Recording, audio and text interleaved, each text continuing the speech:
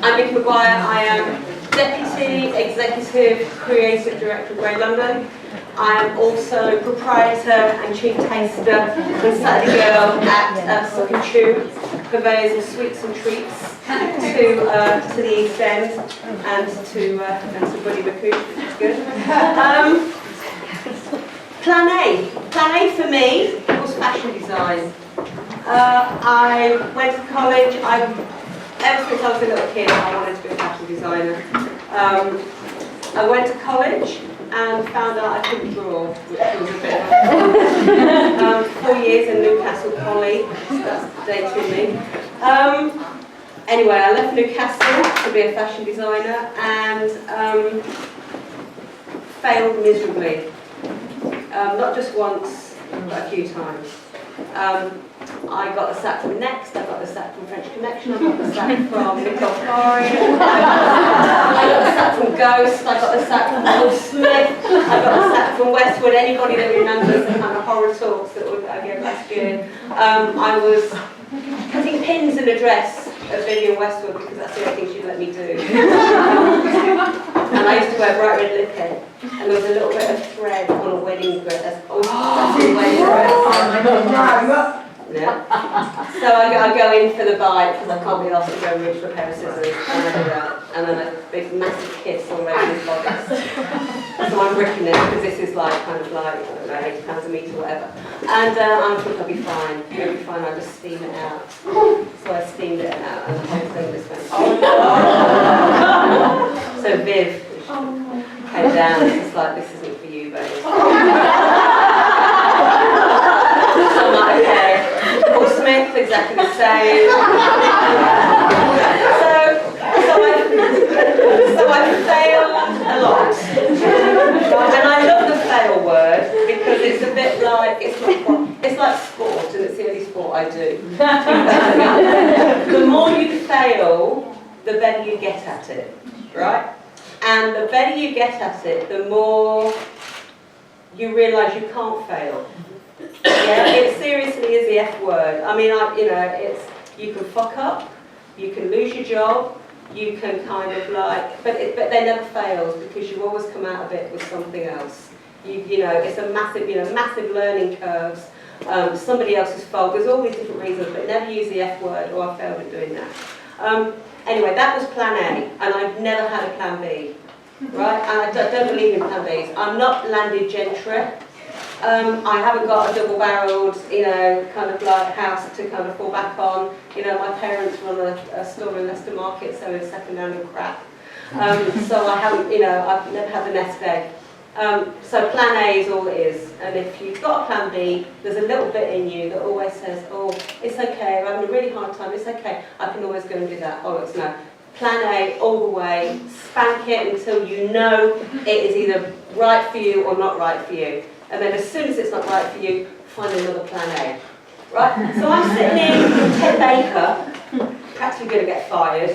But they shared offices with this new agency called Hal Henry. I had no idea how ads got on telly.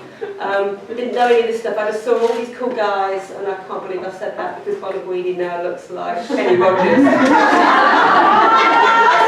guys kind of like going into the lift with their bikes and shit like that. And they were very kind of collaborative because I could get discount on shirts. And they would kind of invite me into their office and kind of do a few brainstorms, as kind of how Henry was at the time. And I was like, you're fucking joking. You get paid how much for sitting with your feet up, just thinking of ideas? And I knew I'd needed another plan A because fashion was not for me. And I just went, right, that is my plan. I've got no idea how you get in there, what you do, but that is going to be my next plan A. So I decided there and then that I was going to get into advertising. I failed to get on any course, but it wasn't a fail. I just realised that actually I'm not going to be able to afford to put myself in college. How else am I going to do it? Right, so there are people out there with loads and loads of knowledge. They're in massive agencies. They're getting paid silly money. I'll just kind of like find a cheaper room and I will just kind of like beg them and just kind of hang out with them and see what I can do. And it kind of worked. Henry was very good to me. I mean, I lived off toast. I lived off their bread and their tea bags for about 6 months. Bless them. But they let me kind of hang out, and they kind of explained, kind of like Dave and Narish and all the boys, they explained the various kind of disciplines to me. And I didn't, again, planning, like, what the fuck? You know, and I couldn't understand why all these people have got jobs just thinking about stuff when you knew a product was shit, but I know I'm fitting there somewhere. And then they were like, right, you need a partner. And I'm like, okay, fine. And I kind of looked around, and the beauty about advertising is there's a lot of people failing as well. So you can kind of take comfort in the fact that it's slightly fucked up. And I learned that from a very early age, and that's the thing that's driven me on. The fact that whatever I do, there's always somebody doing it worse than me. And I know, Cheryl, I know that's not lean forward. But it really is a kind of motivational thing. And I found this guy, and this is the thing about advertising. I come from fashion, run by very, very, very strong women, run by, you know, I've got Viv, I've got all these people, I even worked at the body shop, so I knew Anita, and there wasn't any question that kind of I couldn't do what I could do because I was a woman. I was just like fucking crazy. And I met this guy who was going to be my partner, and he couldn't get a job either, and his book was brilliant, but nobody would employ him, and his name was Yuval Zomer, and he was Israeli, gay, draft dodger, and Jewish, and nobody would give him a job, and you're like, fuck it. So we were like the odd squad together, and we were like, well, okay, who's odder than us? And the only person we could think of was Graham Fink. Do you know what I mean? Kind of like slightly, kind of like looks like the guy that comes out at the end of Closing Counters. Yeah, we'll go and see him. And he was fucking brilliant. And he was like, yeah, come and hang out with us. I can just give you toast and I can give you tea bags. We're like, fine, we've been living on that for ages. And it kind of like grew like that. And then you throw yourself, I mean, again, you know, you've heard from all the other girls, there are people throughout your career. This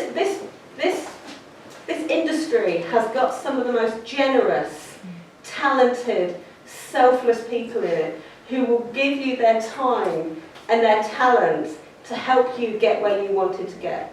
I couldn't draw, I couldn't design, I couldn't put a fucking zip in, right? But Paul Smith quite early on told me to not bother sewing, just to write my ideas down instead. So I got sketchbooks just full of words and stuff. And then, you know, a guy that I kind of bumped into called Chris Herring, who was a brilliant copywriter, was like, right, okay, we're going to do copy club. I'm going to give you a brief. You're going to buy me a pint of Agnums and a Jameson's Chaser. And I'm going to tell you about this brief, and then you're going to come back in 2 days' time and you're going to buy me another pint of Agnums and a Jameson's Chaser, and I'm going to judge your work. And I was like, that's brilliant, well, perfect, did that. And we did that for a few months, and my folder got better and better and better. And then I was almost like, you know, handed over to some, oh, you should go and see this guy. And it was a guy called Dave Horry. Dave Horry was absolutely brilliant. I rocked up at, must have been McCann's at the time, all these massive great buildings that looked like social where I was signing on.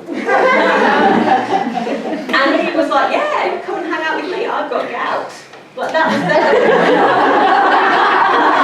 Obviously you get paid really well there, so it's kind of like red wine and gout. And he let me go on shoots.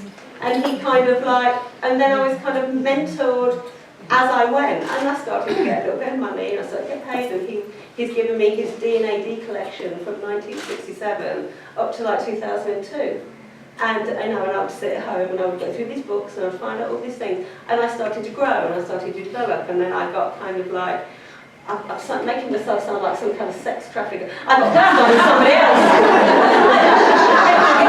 It wasn't, you know, it wasn't as bad as that. But then you go and see this person. This person was like, yeah, okay, look, I can pay you a bit. And it kind of, and I started to kind of understand what the industry was about, just by purely being on the floor and just kind of hanging out. And at this point, when I started to kind of get a little bit of reputation, and people were like, oh yeah, go and see her, blah, blah, blah. And I thought, okay, I could probably make a career in this if I don't fuck up. Because I'm never going to fail, because I know how to fail. So I'm never going to fail again. I'm going to fuck up. I'm going to get shit wrong. I'm going to lose accounts. I'm going to win accounts, but I'm never going to fail, right? And this is my plan A. I haven't got a plan B. We're going to make this work, right? So I'm kind of like going on, and then I come up against these really weird things. Like, one of my very first creative directors came in and said, oh yeah, look, I think we sold your script, Vic, but we've changed your name to Vicki Maguire, not Vicki Maguire, because the client doesn't want a man. Whoa! Oh. And you're like, really? And then you're like, and then I lost a bit of respect for that creative director. And not knowing how difficult jobs were to get, I just went, fuck this, and move on, right? And I've moved on a lot. I think I've done 12 to 15 agencies. Some of them I've forgotten, some of them I've kind of like, so I moved on, and then I went to see somebody else, and I was like, look, you know what, I've got a job, and I said, yeah, come in, we'll pay you a little bit. I've never been for the bucks, unfortunately. It's always just been for the crack, and because I've got plan A and no plan B, then, you kind of like, you drive yourself on. Rocked up at Newton, I love this. Rocked up to this other agency, and sold in another piece of work, and the creative director's like, right, you know what? I want you to present this to the client. They love meeting creatives. It'd be really, really cool. The client, that's my rock up. He takes a look at me, and I'm looking, a little bit thinner, a little less grey, but I'm looking creative. I'm looking, you're not wearing that. What do you mean I'm not wearing that? And he goes, no, here's 50 quid. Go down to Dorothy Perkins on the corner of the road. Dorothy Perkins?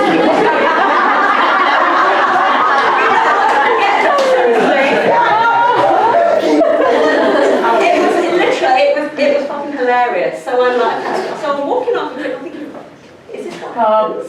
I haven't got a frame of reference. I just think this is a bit dodgy and Dorothy Perkins, what the fuck. But for 50 quid, you can get a shift dress, American tan tights and a pair of mid-heel course. Right? So I put it in, yeah, that's a lot better. So I go in to my first creative, presenting like Susan fucking Boyle. And I don't know how other agencies work, but I know that isn't right. I know that's not for me. And I know it wasn't a good look. So I'm like, fuck it, I leave. So I leave the next day, and then I'm looking around for something else, and then I find something else. And then you come up, you meet people that just go, yeah, okay, you'll fit in here. And we'll give you this, and I'll train you this, and you can do this.